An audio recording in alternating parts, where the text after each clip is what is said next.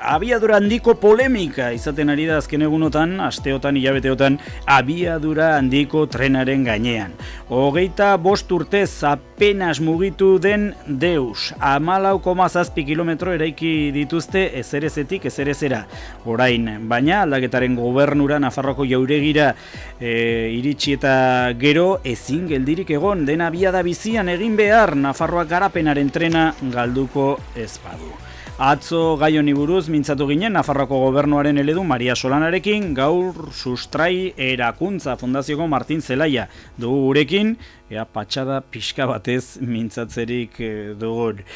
Uno, Martin. Unon. Zemo zara? Ondo. Ongi, Bai. posten naiz. Bueno, Nafarroako eta Espainiako gobernuek bilera egin zuten atzo eta trenek beste behin ere talka egin zuten, adostasunik ez, sustapen ministerioak dio aierdi alferrikako luzapenetan ari dela, eta hartara bere kasa segituko duela, sustapen ministerioak proiektuarekin aurrera. Zer iruditzen? Hombre, zaila da esatea, gertatzen ari denan olako bileretan, eta politiko artean, eta guk esaten dugu gure gaia, eta gure gaia dela oraingo trenbidea hobetzea, eta hori uste dugu ez da batere aztertu, eta ez dutela nahi aztertu hori, eta gu hori pues, tamalgarria uste dugula dela. Maiatzaldean baina, eskutitz batean, egunkarietara, zuzendariari bideletako eskutitz batean zenioten, hau guzia, bi gobernuen arteko antzeslana dela.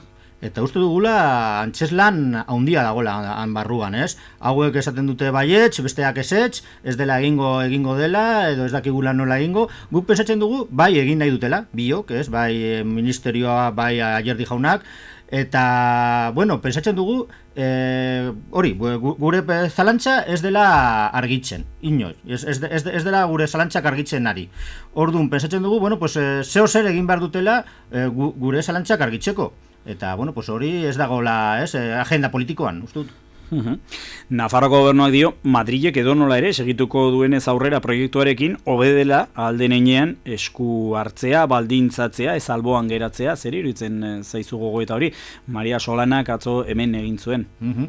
Bueno, ez nuen entzun Maria Solanak esaten zuena, gu pentsatzen dugu bai importantea dela, bai interesgarria dela gu Nafarroan arduratzea eta, bueno, erabakitzea, trenari buruz, baina bai dela importantea era esatea, bueno, pues, konbenio bat zeo zer egitea dela. Orain egiten nahi duten konbenioa ematen du AHTA egiteko. Prestatzen nahi direla. Gu pentsatzen dugu, zeo zer egiteko, zeo zer konstruitzeko baino lehen, guk pensatu behar dugula zer behar dugun, zer trena behar dugun, eta hori momentuz ez dela egin. Esaten dute eta gobernuak esan zuen, bueno, pues, egingo zela prozeso participatibo bat, edo ez, gero izan zela prozeso informatibo bat, edo, baina prozesu honetan nik ez dut ondo begiratu dena, baina uste dut oraingo trenbidearen Bilbon moldaketa dena hori ez dela batera aztertu. Eta hori ez bada aztertzen, pues, dena pues, ez dula ezetarako balio. Hain justu, prozesu parte hartzaile horretaz, edo prozesu informatibo horretaz, galdetu genion atzo Maria Solanari, eta onatx eman zigun erantzuna. Indarroiek eskatzen zuten parte hartze prozesu bat, baina guk ere bai esan genien argi eta garbi hori nolabait ere bada jendea engainatzea. Zezuk ezin duzu eskatu parte hartze prozesu bat zure kompetentzia ez den gai baten inguruan. Ze gero, inolaz ere ezin duzu binkulante bilakatu, ministerioak dauka kompetentzia eta hitzarmenik ez badago ministerioak egingo du nahi duena, nahi duenean eta nahi duenekin. Nahi duen enpresekin, eta nahi duen ritmoan, eta nahi duen trena ekartze aldera Nafarroara. Hori da dagoena. Eta ministerioak dauka kompetentzia, orduan nik ideki parte hartze prozesu bat zertarako gero. Ze parte hartze prozesua eskatzen duten indarrek ere badakite, ezin duzula inolaz ere eragindu edo influitu edo aldatu hitzarmenik ez baduzu. Zer iruditzen gogoeta hori? Bueno, bai, berak esaten du eskumenak dutela Madrilek, bai, argi, ondo dago, baina guk zer nahi dugu, Nafarroak zer nahi dugu, hori ez da inoiz aztertu, eta hori jakin behar dela. Ez dakit gero balioko duela esertarako edo ez, baina behintzat aztertu eta bide hoberenak bilatu. Eta gero, behin jakinda zer nahi dugun, hori Madrilera aurrean defenditu. Eta nik uste dut ez dela batere defenditzen hemen nahi dugunak. Zuek Sustrai Erakuntza Fundaziokoek prestatu duzu halako proposamen bat, tren publiko eta soziala deitzen dena, aurkezpenean lehenik eta behin gogor egin zenuten Espainiako abiadura handiko tren ereduaren kontra munduan okerrena delakoan. Hori horrela dela. Espainian Txina ondoren guk daukagun kilometro gehiago, HTA. Eta metro kuadroko beste inon baino gehiago Espainiako estatuan. Segurua, eta zertarako. Ez dute zertarako balio. Osea, garraitzen dugu oso gutxi, bai personak, bai merkantziak. Igual garraiatzen duen trenbide handiena da Madril-Barcelona. Besteik ez. Gero egin dela Sevilla, bai Valencia baita, eta oso jende gutxi, oso merkantzia ez da bate. Batere ez da mugitu kilo batere urte hobetan guztietan. Eta jende gutxi. Orduan, ez dute errentagarritasunik. Orduan, bu pensatzen dugu, bai, estatutuko leku guztietan, edo gehienetan, bai Nafarroan, egin behar dena dela, oraingo trenbidea hobetu. Adibidez, Nafarroan daukagun trenbide bakarra. Eta prestauta dago beste bide bat egiteko alboan. Zergaitik ez da egiten hori. Zergaitik gastatu dugu hainbat diru, urtetan ez, zubiak egiteko, bi trenbidekarako lekua guzten, egin ditugu hainbat gauza, esplanazioak, ez dakiz zer, eta hori, hola, utziko dugu, hori dirutxa hori gastatuta hola utziko dugu, eta berri bat egingo dugula. Hori ez dago zentzurik. Zuek proposatzen duzuena da berreskuratzea abiadura handiko trenaren proiektua sortu aurretik zegoen beste egitasmo bat, 87koa, plan ferroviarioa edo trenbide plana nolabait esateko, eta horren asmoa zen dagoen trenbidea bikoiztea, ezta? Hori da. Alboan, justo ondoan jartzea beste bide bat. Prestauta dago horretarako, ez, oraingo trenbidea, oraingo korridorea. Korridore batean da gaude. Osea, gobernuak esaten du, ostia, korridorean egon behar garela. Ez, gaude ja, eta egin behar dela ez, moldatu, pues, oraingo beharretara. Eta zein dira oraingo beharretara? Abidora handia edo leku guztitatik, herri guztitatik, Iruñara adibidez juteko erraz trenbidean. Hori ez da egiten, gero eta trenbide gutxiago, gero tranbia gutxiago daukagun. Altsasun adibidez, lehen zeuden asko, eta gero eta gutxiago daude. Eta gero, geltoki batzuk itxi egin dira. Osak, herri batxutatik lehen juten zen trenbidez, eta orain ezin dela. Hori, atxera goaz. Eta orduan, bikoiztu nahi duzue, eta hor gauza jakina da, Espainian eta Europako gainontzeko lurraldeetan trenbide zabalera ezberdina erabiltzen dela, horrekin zer? Bai, karo, horretarako hainbat teknika daude ez, hori konpontzeko, adibidez, hirugarren raila, edo, igual, egin behar dela, trenbide berria egin behar dena, pues igual, zabalera, Europako zabaleran egin. Bikoizketan utzi egun dagoena, eta bikoizketako hori izan dadila Europako zabalerarekin. Horrela, egin daitekela ere, ez dakigu. Hainbeste ez dugu aztertu zen, ez gara teknikoak, ez? Baina, bai, pensatzen dugu, hainbeste prozedura daudela, ez, hau konpontzeko, eta aztertu behar direla. Eta pensatzen dugu, ez da batere aztertu, eta bakarrik aztertu dela, trenbide berri bat, leku berri batean egin zea berri bat. Eta hori, guretzat, kriston triskantza da bai naturaldetik eta bai ekonomialdetik. Askotan aipatzen da Nafarroako ez, Iruñeko lotura, ez da? Zer egin hemen trenak egiten duen ibilbide beresi samar horrekin zuek, zer proposatzen duzue? Gu pensatzen dugu, segurazki ez dela batere egin ez Iruñaldean. Egokitu oraingo trenbidea, baina oraingo trenbidea nahikoa dela. Adibidez, kentzen baldin badugu esan du zelaiko geltokia, eta eramaten baldin badugu etxabakoitzera, gero eta urrutiago egongo dela. Eta, karo, urrutia jartzen baldin baduzu geltoki bat, jendea ez du erabiliko. Jendea erabiliko du, adibidez, autobusa, erdian, Iruñako erdian dagoena, ez geltokia. Orduan, pensatzen dugu, orain dagoen lekuan, mantendu behar dela, bai geltokia eta bai trenbidea. Eutxiko zeniokete egungo geltokiari. Bai, eta pensatzen dugu, hori lotu behar dela, orain dagoen baina hobe, Bilabesarekin, Iruñara juteko, ez, bai geltokia, bai erdialdea, bai. Abiadurari dagokionez, zer, abiadura handiko terrenaz mintzo dira, eta hor badakigu, bueno, pues 200 kilometro orduko, 300 kilometro orduko ere harrapatzen dituela. Zuen eredu honetan, zuen proposamen honetan, zein izanen litzateke abiadura? Batzuk ez dakite, baina orain badaukagu hemen Nafarroan abiadura handia. Eta dira Albia trenbideak, Albia trenak.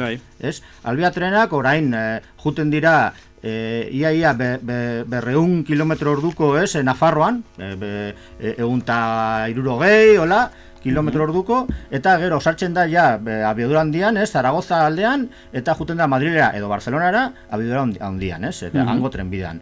Ez dugu behar gehiagorik. Nahiko daukagu. Bai egin behar dela hori bikoiztu. Ze orain, bai, pasatzen baldin bada Albia bat, beste trenbidea, beste adibidez tranbiak edo merkantziakoak gelditu behar dira. Bueno, pues, gurutzatzeko, trenbidea gurutzatzeko, pues, bi trenbideekin egiten da. Bikoizketa. Hori da.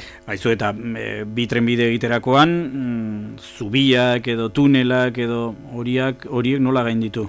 Sartzen dira, egungo azpiegiturekin? Bai, batzuk egin behar dira berriak, beste batzuk egina daude, adibidez, sakanaldean, adibidez, pista edo errepide batzuk egiterakoan eta trenbidea gainean pasatzerakoan, zubiak eginak daude, ez, bi trenbideak pasatzeko. Hori egina daude batzuk. Eta beste leku batzuetan, adibidez, Oskia desfiladero anan sakanaldean eta, pues igual aldatu behar da lekuz, ez, trenbidea. Bai, igual leku batzuetan, pues, bai kurbak, bai aldapa batzuk edo, horretan, leku horretan, pues igual bai egin behar direla gauza berriak, bale. Baina nahiko, honekin nahiko, ez? Bestea, dena osoa, mantendu daiteke.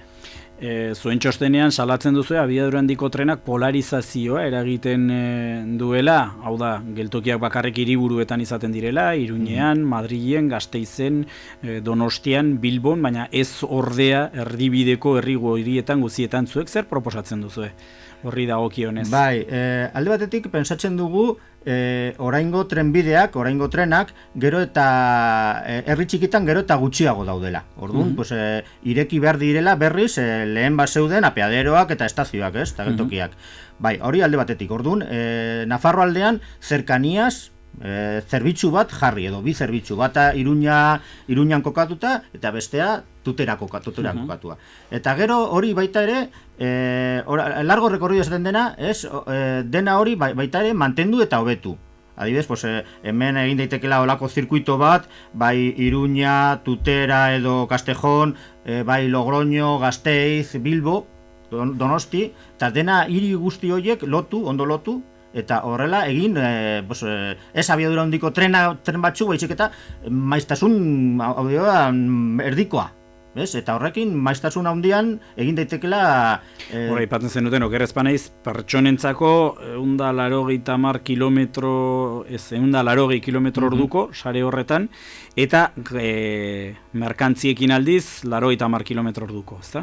Bai, merkantzien dako, eta hori esaten dute Espainiako enpresarioak, esaten dute, ez dela behar hainbeste abiadura, baizik eta merke izatea eta garaiz ailegatzea, ez, merkantziak bere lekutara, ez. Orduan, pensatzen dugu, orain daukagun merkantziako bideak hobetu behar direla eta potentziatu, besteik ez. Orain gauza gutxi eramaten dira, ez, merkantziak Nafarroan. Nafarroko gobernuak argitaratu duen bideo horretan, informazioa zabaltzeko bideo horretan, aipatze dute Europako eta Espainiako batez bestekotik oso behiti dagoela Nafarroan, merkantziak trenez garraiatzeari dagokionez, uste dute, 0,7 besterik ez direla eskarela iristen. Bai, baina ez dela infrastruktura onak ez daukadalako, baizik eta baztertu egin delako. Adibidez, eta hau adibide garbia dela. Proiektua dago Iruñarrian egiteko HT berri bat, eta proiektu hori ikusi dugu. Eta zer pasatzen da? Beti esaten dute, bueno, hemengo Nafarroako HTA merkantziak ere garraiatuko duela, esaten dute. Begira, nola dira planoak, zeren Landabengo trenbidea, Volkswagenera juten den trenbidea, nun lotuko dela planu berri horretan, HT-an edo trenbide konbentzionalean. Pues ez, trenbide konbentzionalean lotu nahi dutela. Orduan, Bai, orain arte esan duzu, ezta? Abiadura handiko tren sarean merkantziarik ez da garraiatu orain arte Espainiako estatuan. Ez da garraiatzen orain, eta beraiek, Ayerdi jaunak esaten dutela garraiatuko dutela, eta ez da egia. Zeren... Hori da, haien proiektuaren berezitasunetako bat, ezta? Esaten dute. Abiadura handiko trena dago batetik, prestazio handiko trena proposatzen dute haiek, eta horren barruan merkantziak garraiatu ahal izatea. Hori esaten dute, baina bere planoetan, beraiek egindako planoetan, ikusten da nola sartzen dela merkantziak tren konbentzionalean. Oraingo hemen Nafarroan egin nahi dutela, alde batetik bidea HT-ko bide bat eta mantendu tren konbentzional, tren normala. Merkantziak, landabengo merkantziak sartuko direla, lotura hori sartuko direla tren konbentzionalean. Orduan, nola juteko HT-an? Ez da jungo. Ez da jungo, zeren beraiek ere, naiz eta esaten, gero planoan ez da gola. Gezurretan ari dira. Merkantzietarako proposatzen duzu hainbat lotura izatea, ezta? Iruñan, Landabenen, Tuteran... Bai, hori beharrezkoa da. Adibidez, Nafarroan daukagun la ciudad del transporte handi hori, ez? Garraioaren hiria. Hori da, bai, kamioen dako bakarrik, eta hurbil dago noaingo geltokia, eta noainen dago nudo bat, ez, ere merkantzia garraiatzeko trenbidea. Lotura bat hor. Hori lotu behar dira. Bi zati hori lotu behar dira trenbide berri batekin, 3 kilometroko edo gutxi gora bera trenbide batekin, bai, pasatzeko kamioitik trenbidera, merkantziak, bai. Eta hor diozuena da, horrela bai arinduko litzatekela trafikoa errepideetan. Hombre, claro, horrela bai pasatuko direla hainbat kamioi, trenbidera, eta, bueno, pues adibidez, igual, persona batzuk ere jungo dira trenbidez. Baina, claro, gero eta tren gutxiago baldin badaukagu, pues akabo. Arestian aipatu dugu, Nafarroko gobernua gai honen inguruan karrikaratu duen bideoa, nik mikrofono hauen aitzinean, nabarmendu izan dut edo zer demontre. Kritika egin dut bideo horretan ez delako aipatzen zenbat diru kostako den halako proiektu bat. Baina, Martin, zuen tren publiko eta sozial proposamena hartuta, eta hor txostenean begiratuta, prentsaoarrean, PowerPointean begiratuta, alako zifrarik ez du topatu, gauza bera gertatzen da, ez duzu ezehazten zenbat litzatekeen, zenbat diru litzatekeen hau, zenbat aurreztuko litzatekeen alako sarearekin. Begira nola diren gauzak, gobernuak hainbat teknikari eta funtzionere daukate eta sailak daukate diruaz itxegiteraz, eta gu laukatu gara, hasi gira gauzak galdetzen hemendik nola egin daitekela hau eta hortaz ailegatu gara, eta ere zaila da guretzat, zeo zer esatea. Baina horrela ere esango nuke. Eta esaten da adibidez, Nafarroko HT-ko korridori osoa 4.000 milioi kostua dauka. Badago alako kalkulu bat kontuen ganberarena, esan zuten gutxienez 3.000 euro, 3.000 milioi euro izan eliratekeela, segun eta lotura Euskal Y-koarekin nondik egiten duzun eta noraino kalkulatzen duzun. Bai, Gasteizen egiten baldin bada esaten dute 3.000 milioi, itxason 4.000 milioi, gutxi gora bera. Kalkulua hori da, bai. Nik esango nuke, orain dagoena mantentzen baldin bada, erdia kostatuko dutela, eta Iruñeko aurkezpenean egin genuen kondestablen itxaldian esan genuen 2.000 milioi izan litekela. Baina, karo, hori oso zaila da esatea. Eta hori, bueno, pues, esaten da. Baina, begira, nola diren gauzak, zeren Nafar gobernuak esaten du, HT berriak hau kostatuko duela, eta orain dagoen berria eta bikoiztua, pues, pizkat gutxiago kostatuko dutela. Bai, kostatuko dutela gutxiago, baina pizkat bakarrik. Eta nondik atera dute datu horik? Nondik atortzen dira kontu hori? Azalpen tekniko batzuk eman dituzte, esaten dute bikoizketa ez dela horren erraza, izan ere aldi berean ez dago trafikoa mantentzerik, eta gero... Bai. Eta ez, horrelako azalpen batzuk eman dituzte. Baina non daude planoak? Planurik ez daude. Bai, planoak daude, HTA nola egingo lukela, bai, horretarako bai daudela planoak, eta, karo, plano horretatik kostea kalkulatu daitekela, bai. Baina, bikoizketarako ez da inoiz aztertu, eta ez daude, ez da planorik, ez da ezer. Orduan, beraiek esatu dute, pizkat gutxiago, guk esaten dugu, justu erdia. Eta bi konparaketa horiek zilegiek dira guretzat, bai. Pensatzen dugu, hori zilegia da esatea, zeren guk pensatzen dugu, orain dagoena, orain prestautu da dagoena, hainbat zubi, hainbat desmonte eta egina daude, han zeo zer berri egitea ez da hain garestiagoa, besatzen dugu, bai. Aizu eta mendik aurrera zer? Mendik aurrera hainbat itxaldiak egin behar dugula, proposamen hau zabaltzeko, Nafarroa osoan, adibidez, bueno, pues, atxo egin genuen egutegia, egiteko bai Tafallan, bai Herriberaldean, Tuteran eta Kastejonen, bai Sakanaldean Altsasun, eta bai hemen Iruñerrian beste bi itxaldia, behintzat momentuz, hori irailean bakarrik, gero zure aski pues, ja, urrian eta pues, beste lekutan Zangoza, Lizarraldean ere egin nahi dugula, eta bueno, pues, guk nahi dugula zabaldu, ideia hau, eta jendea bere iritziak eman desan. Eta bai, Nafar gobernu ari da prozesu parte hartzaile bat egiten, guk ere gure prozesu parte hartzaile egin nahi dugula. Ederki, bada Sustraierakuntza Fundazioko Martin Zelaia mila esker gurera etortzeagatik eta patxada pixka batez zuen proiektu honen inguruan mintzatzeagatik. Zuei mila esker. Ongi bizi.